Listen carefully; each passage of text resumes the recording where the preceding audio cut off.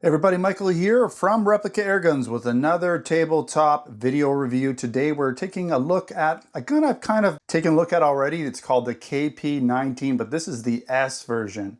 So they are slightly different. I'll kind of show you the difference between the two, what's different about them. I'm not even really sure what the S stands for, maybe sport. But if anything, I would say the non-S version is more sport related. If you're looking at doing competitions like IPSC type competitions, I would say the KP-19 would be more suitable for that over the S version. But anyways, this is a CO2 Blowback Airsoft pistol. We're going to be talking about it. We're not going to be doing any shooting in this video. That'll come later on. This product is available in our Canada Replica Airgun store over at replicaairguns.ca for Canada.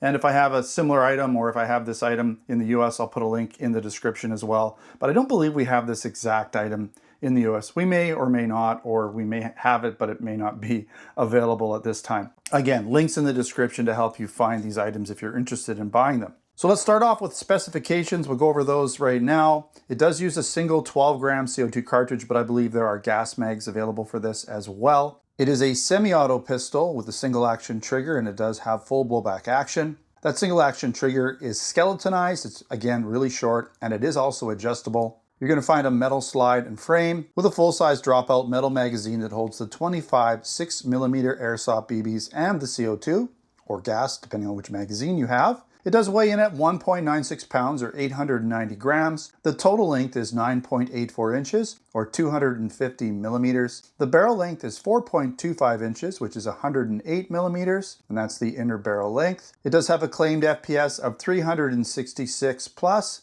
Now, it does come with a little inner barrel extension here that you can add to it, so I'm not sure if that FPS is with this or not.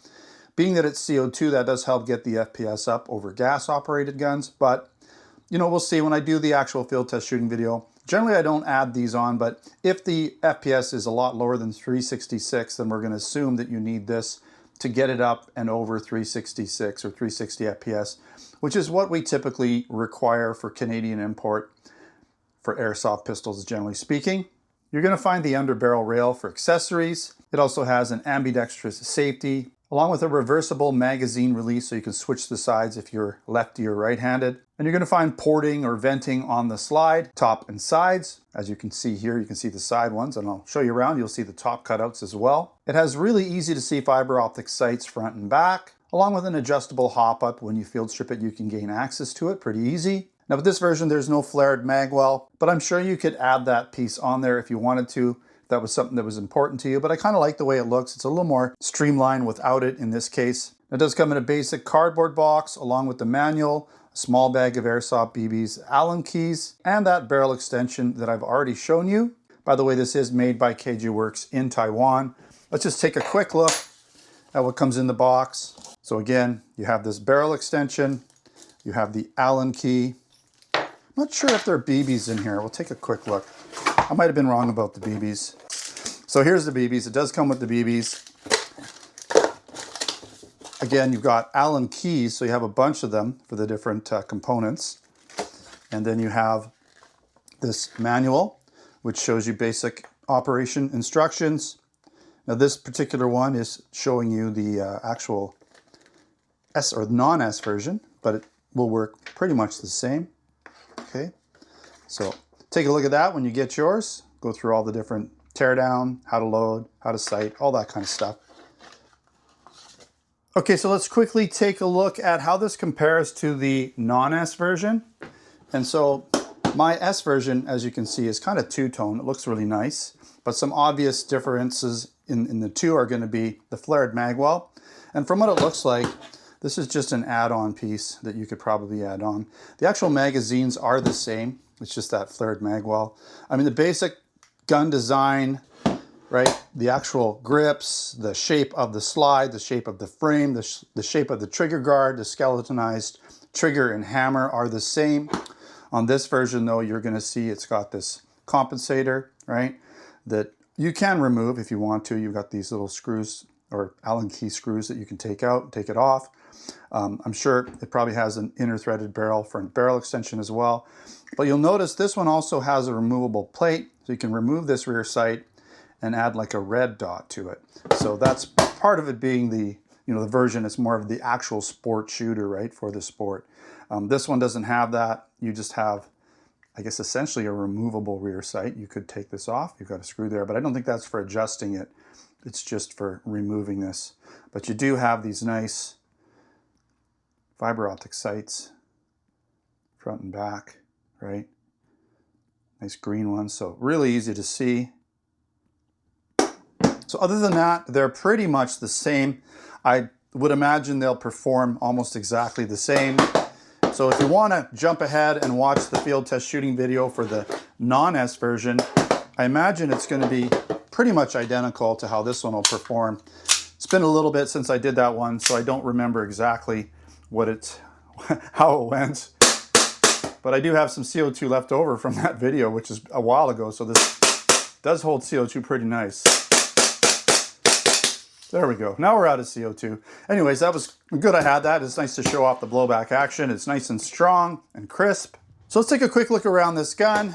We didn't really get that good a look, so let's take a nice look at it. It is a very pretty gun. It's a very nice looking gun. It does have a fairly beefy pistol grip here, so you do need kind of monster hands to hold it. I think if you've got little petite hands, it might not be the gun for you. The trigger though, everything about holding it and balancing and everything, it's not super heavy or anything. It's not the weight, it's just the grip's a bit large. So just keep that in mind. You can see here you have that inner barrel threading for the, well, the outer inner barrel threading, I guess you'd call it. And then you actually have the inner barrel threading for putting that barrel extension. So you can put different accessories on the outside and extend that barrel as well. Again, you have your fiber optic sight. You have your slide cutouts, sides, top, sides, right? You have this nice gold, well, that fell off pretty quick there. That escalated extremely quickly. No, my magazine's on the floor. I'll pick it up in a sec. But we do have this nice gold or brass barrel, right? It's I don't know what you call this, fluted maybe? Is that what they call it?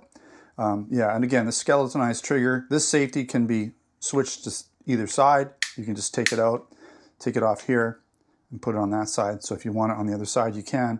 You have ambidextrous safety though, which is nice, right? So you got the ambidextrous safety on both sides, okay? Nice textured grips. Let's put that magazine back in. I guess I didn't quite hit it hard enough when I put it back in the first time. Let's give it a good smack. Actually, you know what? We'll leave it out because we're gonna do the field strip. So typical 1911 field stripping, you just basically get that little bit lined up with there, give it a push, and then pull this out, all right? So take that piece out, the barrel just comes right off, typical 1911. And in here you can see, hopefully we can see it, there's the hop-up gear right there, just above my thumb. There's your hop-up gear. You could take this barrel or this spring out and get to the barrel pretty easy if you wanted to maybe change that or clean it or something, whatever you want to do. Okay, putting it back together, just as easy. And just push it in. Get this ready to go. Line up that little slot. And there you go, you're in. So really easy to field strip this gun, okay? Now let's finish up this review with the pros and the cons. There's lots of metal in this pistol with a good weight to it, almost 2 pounds in total. So it is a pretty big gun. 2 pounds is definitely not overly heavy for something this size, but it does feel pretty good. It's nicely weighted and balanced. It does have that full heavy blowback operation as you saw. It does have excellent fit and finish as always with KJWorks pistols. And it has a nice high capacity, full-size dropout metal magazine that holds those 25 rounds along with the CO2. Or if you have the gas version or get a gas mag, it'll hold the gas as well in that magazine. You've got a Picatinny rail underneath for adding accessories like a tack light or laser. And you have the outer and inner threaded barrels for adding compensators, mock suppressors. You can add that extended inner barrel too as well if you want to, say, add a mock suppressor or get maybe slightly higher FPS. If you add that inner barrel, it's going to bring up the velocity a little bit. I do like the green dot fiber optic sights. They're super easy to see on pretty much any background that you're shooting at. And I like the two-tone finish with the CNC aluminum barrel. So you can also see through the slide cutouts as well and see that nice brass or gold or whatever you want to call it, colored barrel in there. Has a really nice, super short, light skeletonized, adjustable, I would call it a 1911 trigger. You really can't beat 1911 triggers. They're always super short. They're always really nice and light. And they just have a really good feel to them. And almost all of the controls are going to be ambidextrous. Even that magazine release, you can swap sides if you want to. And again, you can use CO2 or gas with this gun, depending on which magazine you've got for it. And of course, it's field strippable, which allows you access to cleaning it a little bit easier, getting to that hop-up adjustment as well. And it's pretty quick and easy to do it. Some guns are a little sticky and a little bit more complicated to open up or get into, field strip them. This one's pretty simple and it's pretty nice and smooth and easy to work with. All right, a few cons. The grips are wide, may not be suitable for people with smaller hands, maybe some youth shooters or women that are a little bit smaller in stature. And it is priced a bit higher than, say, something you'd get from KWC, a 1911 from KWC. But this gun is really full-featured and very high quality, so you are paying for that upgrade in quality. And lastly, the rear sight is not adjustable and you can't really take it off, like you don't have that plate that you can take off and add a red dot. You could put a laser on it, or you could put some sort of a red dot mount that goes underneath the gun, so that attaches to that underneath Picatinny rail. A little bulkier, but it does the job. All right, that pretty much wraps up this review. And don't forget, I'll put links in the description to buy it in both our Canada and US replica airgun stores. If I don't have this exact item in the US store, I'll put a link to something similar that you can purchase there. And remember, we do sell airsoft guns, BB guns, pellet guns, blank guns, and other accessories in both our Canada and US replica airgun stores over at replicaairguns.ca for Canada and replicaairguns.us for the US. Also check out our blog over at replicaairguns.com, where I have articles, posts, reviews, and additional information there. All right, thanks again for watching. Don't forget to subscribe. Check us out on Facebook, Twitter, and Instagram. Until next time, take care.